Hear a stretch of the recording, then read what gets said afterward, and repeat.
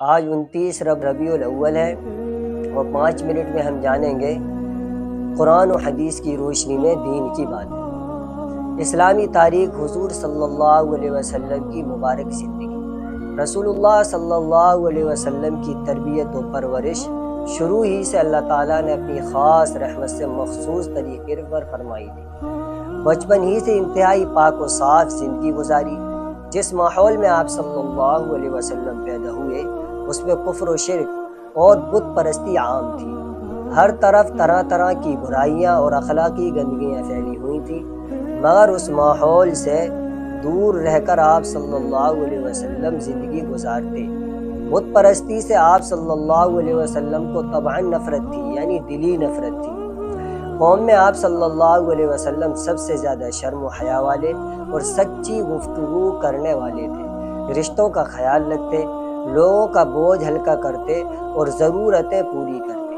وعدے کو پورا کرنے کا بہت اہتمام کرتے تھے۔ اللہ کے نبی صلی اللہ علیہ وسلم وعدوں کو پورا کرنے کا بہت اہتمام کرتے تھے۔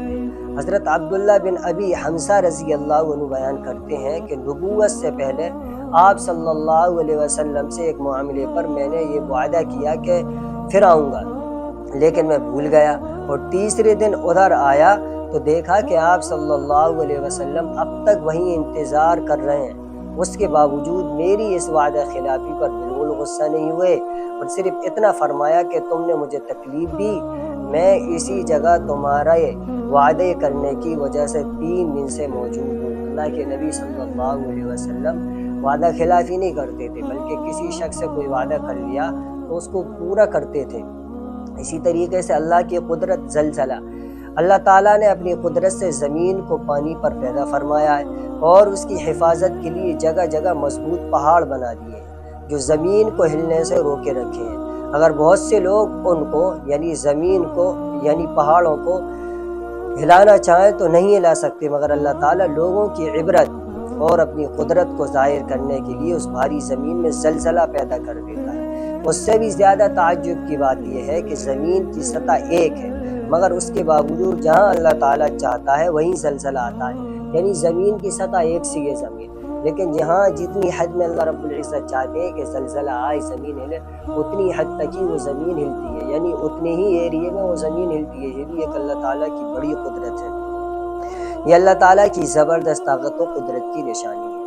ایک فرض کے بارے میں بغیر کسی عذر کے نماز قضا کرنا۔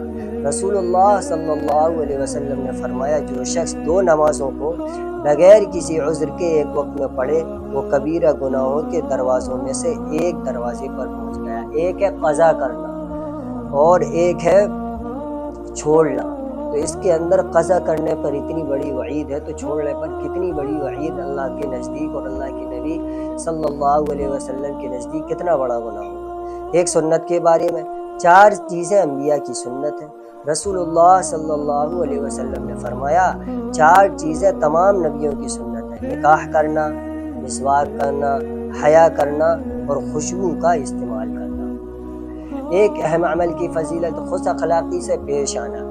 رسول اللہ صلی اللہ علیہ وسلم نے فرمایا اچھے اخلاق خطاؤں کو اس طرح پگھلا دیتے ہیں جس طرح پانی برف کو پگھلا دیتا ہے۔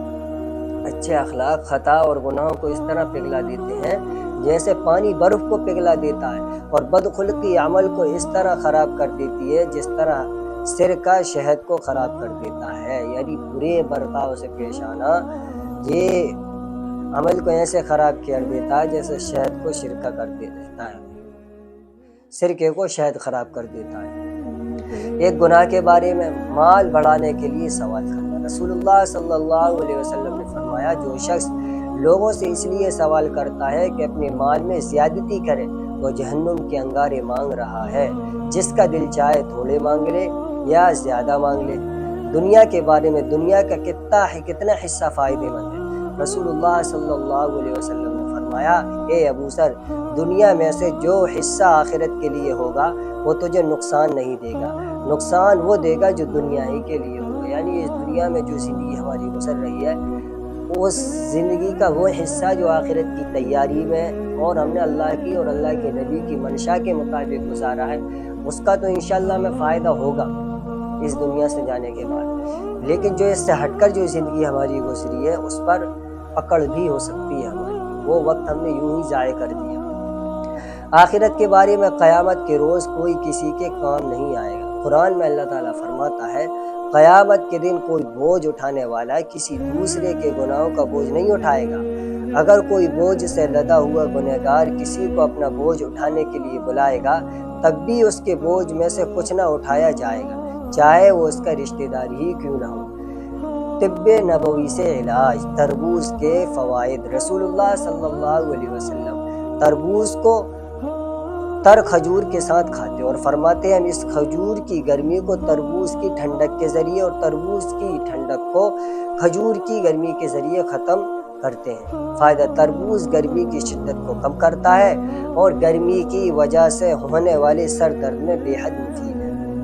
قرآن کی نصیحت، قرآن میں اللہ تعالیٰ فرماتا ہے تم میں سے ایک ایسی جماعت ہونی چاہیے جو نیکی اور بھلائی کی طرف بلائے اور نیک کام کرنے کا حکم کرے اور برائی سے روکے۔ یہ ہوا ہمارا آج کا سبق۔ آپ اس کو خود بھی سننے کی کوشش کیجئے اور جو آپ کے دوست احباب ہیں ان کو بھی آپ یہ ویڈیو کے لنک شیئر کیجئے تاکہ وہ بھی قرآن و حدیث کی باتیں جان سکیں۔ السلام علیکم۔